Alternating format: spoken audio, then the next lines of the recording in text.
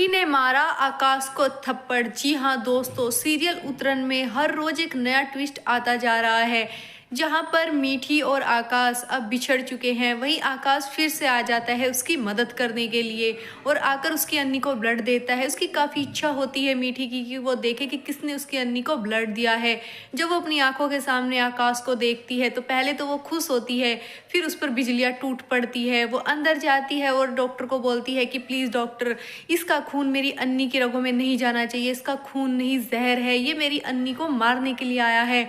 Doctor साहब उसको डांटते हैं कि तुम पागल हो गई हो क्या, पेशेंट को बचाना बहुत ज़रूरी है, और उसको डांटने लगते हैं। तभी वहाँ पर जो रियल विष्णु होता है वो वहाँ पर आ जाता है और फिर वो रियल विष्णु को बोलती है कि विष्णु, तुम जानते हो ये कौन है, ये आकाश है, ये तुम्हारे नाम का झूठा नाम लेकर, तुम्हारे नाम का सहारा लेकर हमारे घर में आया था, इसने मेरी ज़िंदगी बर्बाद कर दी। विष्णु उसको समझाता है और समझाकर अपने साथ ले जाता है कि मीठी चलो बाहर। मीठी जैसे ही बाहर जाती है, जाकर ठाकुर साहब को बताती है कि बड़े पापा वो आ चुका है, और काफ़ी घबराई भी होती है। वो पूछते हैं कि बेटा कौन आ चुका है। वो बताती है कि जिसने अन्नी को खून दिया है वो कोई और नहीं, आकाश चैटर्जी है। तभी वहाँ पर डॉक्टर साहब आ जाते हैं और बोलते हैं कि ठाकुर साहब संभालिए अपनी बेटी को, ये हमारे काम में टांग अड़ा रही है। अगर ये नहीं मानी तो मजबूरन हमें इसके खिलाफ कानूनी कार्रवाई करनी पड़ेगी।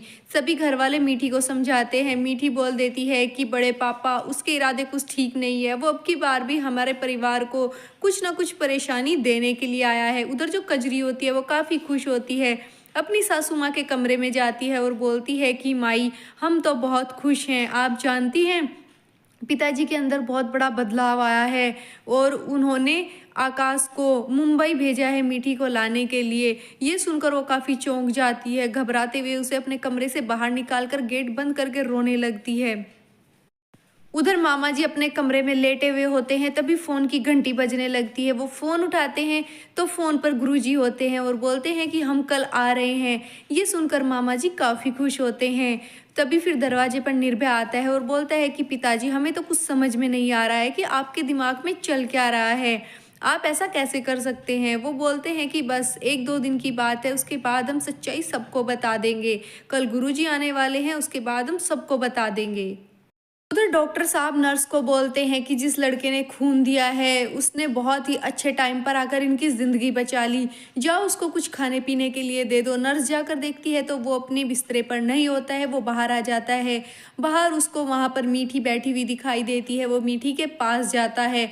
मीठी उसे देखकर मीठी का खून खौलने लगता है। मीठी बोलती है कि तुम क्या करने के लिए आए हो यहाँ पर, मेरी अन्नी के लिए जान लेने के लिए आए हो क्या? तुमने आज तक हमें बर्बाद करके रख दिया। मेरी इच्छा माँ की मौत का तुम लोगों ने जश्न मनाया, अब मेरी अन्नी की मौत का जश्न मनाने के लिए आए हो क्या यहाँ पर? चले जाओ यहाँ से। आकाश बोलता है कि मीठी ऐसी बात नहीं है, मैं बदल चुका हूँ, मेरा पूरा परिवार बदल चुका है, मैया ने भी तुम्हें एक्सेप्ट कर लिया है। वो बोलती है कि मैया का तो नाम ही मत लो मेरे सामने, उन्होंने जो मेरे साथ किया है वो करके उनका मन नहीं भरा क्या, कि तुम्हें फिर से भेज दिया यहाँ पर हमारे घर को बर्बाद करने के लिए, तुम क्यों आए हो यहाँ पर? वो बार बार बोलता है कि मैं तुमसे प्यार करता हूँ, मेरा प्यार सच्चा है। मीठी उसकी बात का विश्वास नहीं करती है और एक जोरदार थप्पड़ आकाश को मार देती है और बोलते हो कि है कि निकल जाओ मेरी ज़िंदगी से, मुझे तुम्हारी कोई ज़रूरत नहीं है। आकाश बोलता है कि मीठी, मैं कहीं नहीं जाऊँगा, मैं यहीं पर रहूँगा और एक दिन तुम्हें साबित करके दिखाऊँगा कि मेरा प्यार सच्चा है। मीठी काफ़ी ज़्यादा रोने लगती है। ठाकुर साहब आते हैं, उसको अपने सीने से लगा लेते हैं। फिर आकाश को लगता है कि मीठी नहीं मानेगी। आकाश वहाँ से परेशान होकर चला जाता है।